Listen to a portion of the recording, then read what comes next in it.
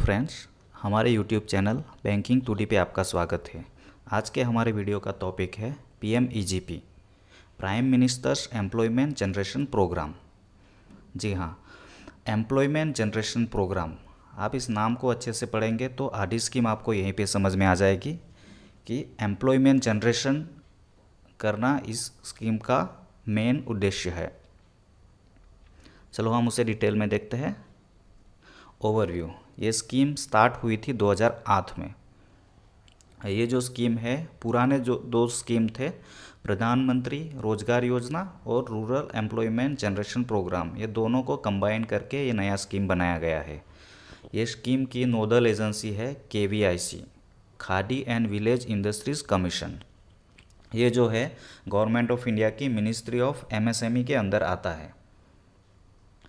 Purpose क्या है? तो इस स्कीम का मेन पर्पज़ है एम्प्लॉयमेंट जनरेशन प्रोवाइड करना कंट्री को, कि ऐसा कोई भी बिज़नेस को फाइनेंस करना जिसमें कि लोगों को एम्प्लॉयमेंट की अपॉर्चुनिटी मिलेगी, खुद को भी एम्प्लॉय करेगा और बाकी 10-15 लोगों को या ज़्यादा लोगों को एम्प्लॉय करने की अपॉर्चुनिटी उसके पास रहेगी, तो उसको फाइनेंस हो सकता है ये स्कीम में।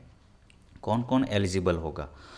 तो एलिजिबिलिटी इस हिसाब से है, individuals, trust, self help group मतलब SHG, कोऑपरेटिव सोसाइटी या इंस्टीट्यूशन को फाइनेंस हो सकता है ये स्कीम के द्वारा। सेकंड कंडीशन ये है कि माइक्रो यूनिट्स होने चाहिए।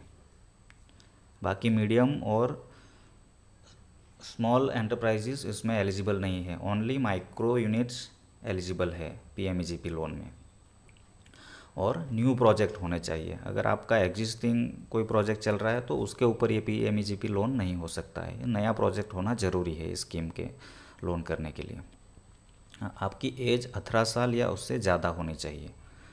इनकम के लिए कोई क्राइटेरिया नहीं है, आपका इनकम नहीं है अभी तो भी कोई प्रॉब्लम नहीं है, बस आपका प्रोजेक्ट एक इफ़ेक्टिव होना चाहिए और एम्प्लॉयमेंट जनरेटिंग होना चाहिए।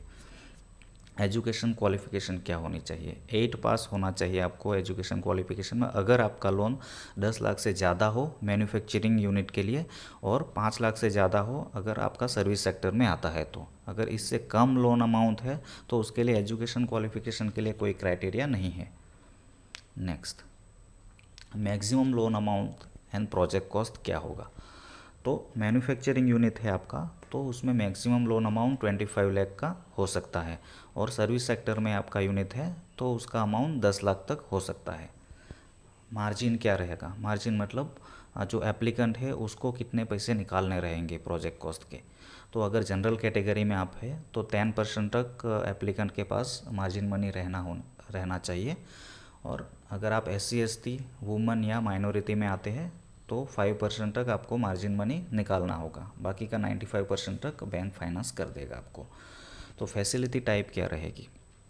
तो रनिंग अकाउंट हो सकता है CC/OD, या फिर टर्म लोन हो सकता है जो आप इंस्टॉलमेंट में पे करेंगे, उसमें मैक्सिमम पीरियड 84 मंथ्स तक हो सकता है, या फिर कम्बिनेशन ऑफ बोथ हो सकता है। जैसे 25 लाख का आपका लोन है तो उसमें से 5 लाख का CC हो सकता है और 20 लाख का टर्म लोन हो सकता है, इस तरह से कम्बिनेशन भी हो सकता है। तो मोरेटोरियम जो रहता है, मोरेटोरियम आपको इनिशियली बैंक डिसाइड करेगा आपका प्रोजेक्ट किस तरह से है। आपका प्रोजेक्ट 3 महीने में वर्किंग कंडीशन में आ जाएगा तो 3 महीने का मोरेटोरियम दे सकता है बैंक, या 6 महीने लग सकते हैं आपका प्रोजेक्ट रेडी होने के लिए, तो 6 महीने तक का मोरेटोरियम मिल सकता है। ये मोरेटोरियम पीरियड में आपको इंटरेस्ट पे करना रहेगा, प्रिंसिपल पोर्शन पे नहीं करना रहता है, तो थोड़ी सी राहत रहेगी पेमेंट के लिए। नेक्स्ट, सिक्योरिटी क्या रहेगी? तो अप टू 10 लाख आपका लोन है तो उसमें कोई गारंटी या सिक्योरिटी नहीं रहेगी, उसको कंपलसरी CGTMSE जो गवर्नमेंट का कवर है उसमें कवर करना पड़ेगा। और अबव 10 लाख का लोन है तो उसमें कोलेटरल सिक्योरिटी या CGTMSE कवर, दो में से एक जो एप्लीकेंट चूज़ करना चाहे कर सकते हैं। अगर एप्लीकेंट के पास कोलेटरल सिक्योरिटी है, कुछ हाउस है या कुछ उनका ऑफिस है, तो उसको मॉर्गेज करके एज अ कोलेटरल सिक्योरिटी दे सकता है। कोलेटरल सिक्योरिटी अगर देता है तो उसमें थोड़ा कॉस्ट कटिंग हो जाएगा, क्योंकि कोलेटरल सिक्योरिटी देगा तो उनको एक बार मॉर्गेज करने के बाद वो पेपर्स बैंक के पास रहेंगे, पर उसको ईयरली कुछ फ़ीस नहीं देना पड़ेगा। जैसे CGTMSE में वो कवर करेगा तो उसका ईयरली फ़ीस रहता है 1% टू 2.4% तक, तो वो बैंक ये एप्लीकेंट को ही बेयर करना पड़ता है। तो अगर आपके पास ऑलरेडी हाउस या कुछ है तो वो कोलेटरल सिक्योरिटी में दे सकते हैं, ताकि आपका कॉस्ट कटिंग हो जाए और आपको फाइनेंशियल बर्डन कम हो जाए। पर आपके पास नहीं है तो CGTMSE बेस्ट ऑप्शन है। उसके लिए हमने एक और वीडियो अपलोड करके रखा है, वो आप देख सकते हो। उसमें डिटेल में CGTMSE स्कीम समझाया गया है, कौन एलिजिबल है, किस तरह से मिलेगा आपको सब। ऑफिशियल वेबसाइट PMEGP की है www.kviconline.gov.in। इस पे जाके आप ऑनलाइन अप्लाई कर सकते हैं लोन। Next, subsidy. हाँ, ये स्कीम का सबसे अट्रैक्टिव पोर्शन ये सब्सिडी है। अगर आप जनरल कैटेगरी में आते हैं, अर्बन रीजन में है, आप प्रोजेक्ट स्टार्ट कर रहे हैं तो 15% तक आपको सब्सिडी मिल जाएगा।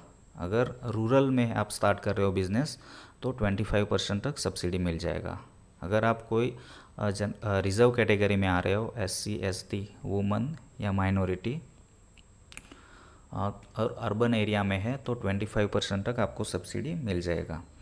अगर आप रूरल एरिया में है तो मैक्सिमम 35% तक सब्सिडी मिल सकता है आपको।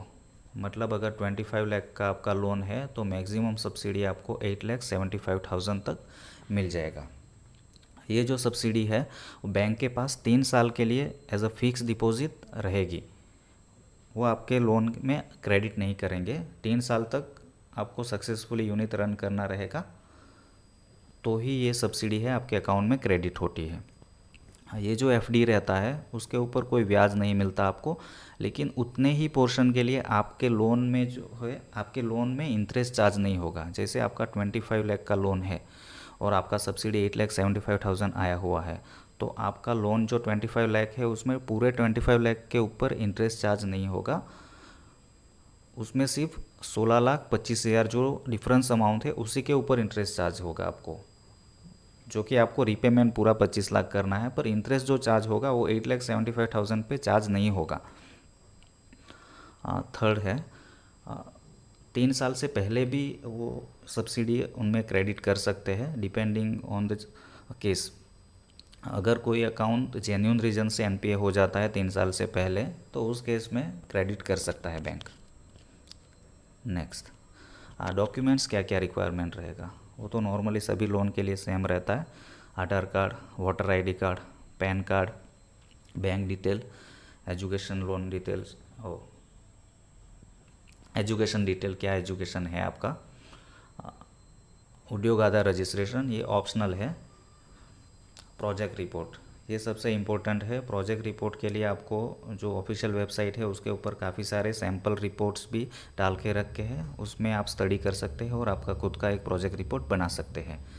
EDP एंटरप्रेन्योरशिप डेवलपमेंट प्रोग्राम, तो ये जो है EDP ये कंपलसरी है। ये लोन के लिए आपको 10 दिन का ट्रेनिंग लेना पड़ता है अगर 5 लाख से ज़्यादा का लोन है, और 6 डेज़ का ट्रेनिंग लेना पड़ता है अगर 5 लाख से कम का लोन है तो।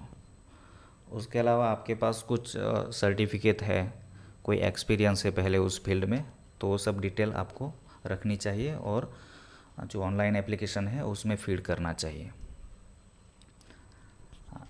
ऑनलाइन एप्लीकेशन कैसे करेंगे, तो ये ऑफिशियल वेबसाइट है kviconline.gov.in।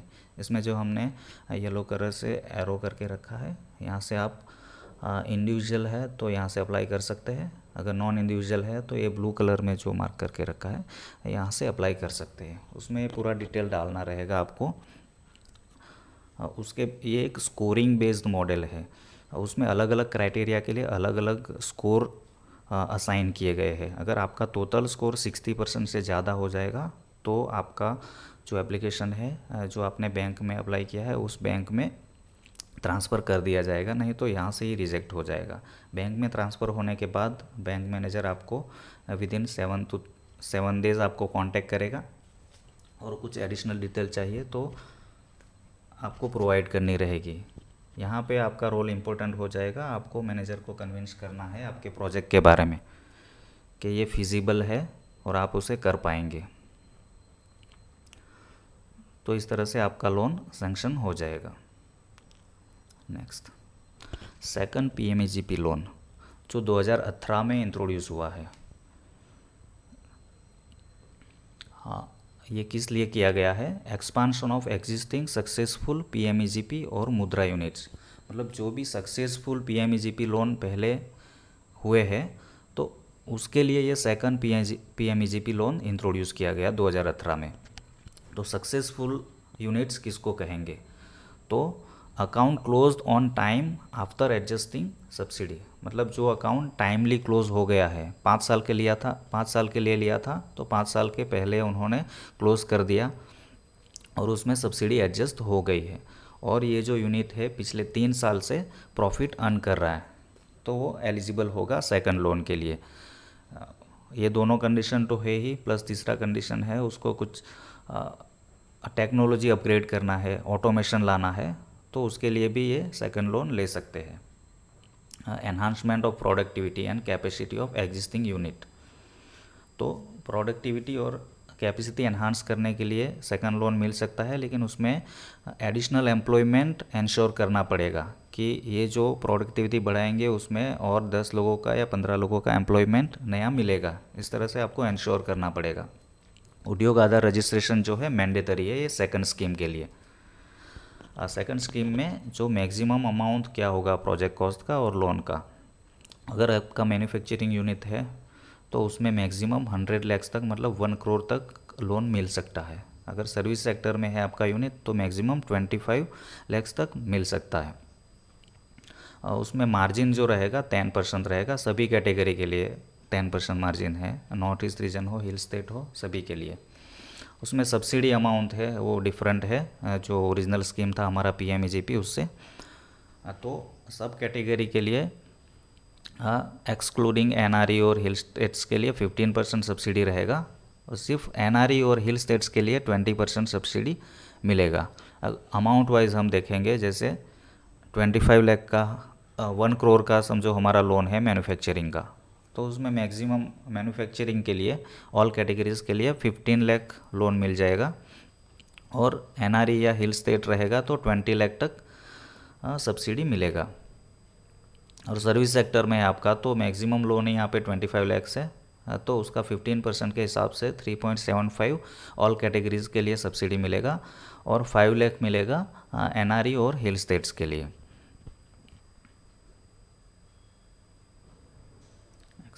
Thank you for watching our channel. अगर आपको हमारे वीडियोस पसंद आ रहे हैं तो हमारे चैनल को सब्सक्राइब, लाइक और शेयर ज़रूर करिएगा। अगर कोई सवाल है तो आप कमेंट कर सकते हैं। आपको और कोई वीडियो के बारे में जानना है, कोई स्कीम के बारे में, तो आप कमेंट में मेंशन कर सकते हैं। Thank you very much.